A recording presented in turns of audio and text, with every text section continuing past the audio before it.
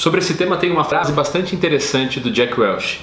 Se for para contar com opinião, eu prefiro ficar com a minha. Por isso que a gente vai falar um pouquinho sobre gráficos.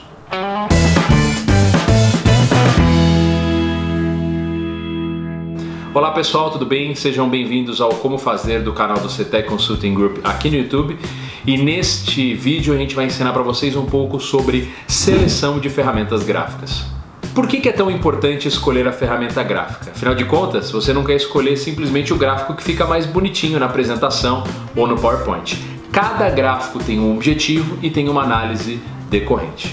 Vale lembrar que essas dicas elas são muito importantes não só para quem atua sobre projetos, mas também quem faz a avaliação dos projetos. Saber fazer uma análise gráfica corretamente ou saber analisar ou escolher o gráfico de forma apropriada pode mudar completamente o curso de um projeto.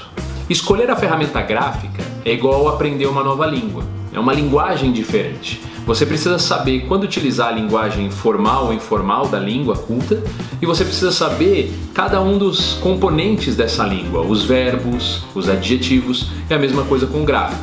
Quando utilizar cada gráfico, qual é a forma de escala, em que momento utilizá-lo e qual é a análise posterior à análise dele.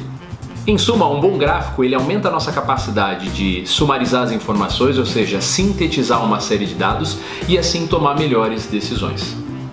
Para facilitar, antes de a gente entrar em cada um dos tipos de gráfico, a gente tem que saber o objetivo da análise que você quer realizar. Então a gente definiu 5 categorias que facilitam a utilização de qualquer tipo de gráfico. As 5 categorias são distribuição, tendência, composição, comparação e relação. Eu vou explicar o objetivo de cada uma delas a seguir. Se o seu objetivo é analisar a distribuição dos dados, você está preocupado prioritariamente em qual é o comportamento do conjunto dessa massa de dados. O gráfico apropriado para esse tipo de análise é o bom e velho histograma. Um exemplo dessa aplicação é a utilização do histograma para verificar a variação dos salários. Você consegue entender qual é o salário médio das pessoas e qual é a quantidade de funcionários que ganham acima de um determinado valor ou abaixo de um determinado valor. O segundo tipo de análise gráfica que eventualmente você pode fazer é a variação do determinado indicador ao longo do tempo. É a boa e velha tendência, ou seja, a tendência de melhora ou piora ao longo do tempo. Nessa análise você está preocupado tipicamente com a estabilidade do processo. Um ótimo gráfico para esse tipo de análise é o gráfico de linhas temporais. A terceira categoria de gráficos está associada a um objetivo muito importante na análise de projetos, que é a análise de composição. Essa análise normalmente está associada à estratificação do indicador. Por exemplo, você tem um indicador de vendas e você quer fazer a composição ao longo dos meses. Ou até mesmo você quer fazer a composição pelo segmento de produtos. Quais são os gráficos mais apropriados para esse tipo de análise? Bom, você pode utilizar o gráfico de waterfall, que é o gráfico de colunas empilhadas, ou o gráfico de cascata. Você pode utilizar o gráfico de pizza, que somos 100%, e se você tiver o objetivo prioritário de priorização, você pode utilizar o bom e o velho Pareto. A quarta categoria de gráficos diz respeito à comparação. A comparação é boa para priorizar, para você conseguir entender onde você tem mais oportunidades ou para você entender fontes de variação distinta. Na comparação você pode utilizar o simples gráfico de barras, onde você, por exemplo, compara duas médias, ou se você estiver fazendo uma análise um pouquinho mais profunda, você pode utilizar o gráfico de box plot, onde você vai descrever de maneira comparativa os dados da análise da estatística descritiva.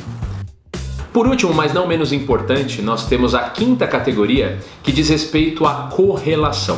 Bom, o que é correlação? É quando você está estabelecendo uma relação entre uma variável e uma resposta.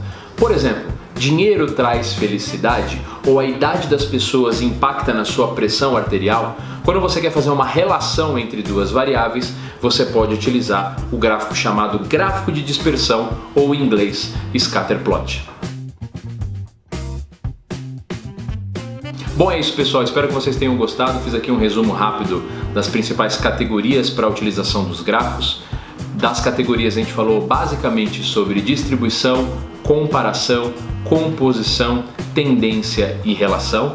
Dentro desses gráficos a gente vai aprofundar um pouquinho mais posteriormente no Pareto e no Boxplot e comentamos sobre gráfico de pizza, gráfico de tendência e o gráfico de waterfall. Agora, não se esquece de ver todos os nossos vídeos do canal, a gente está com bastante conteúdo no nosso novo canal no YouTube. Se inscreve para você receber as notificações, clica no sininho e siga a gente nas redes sociais. Um forte abraço!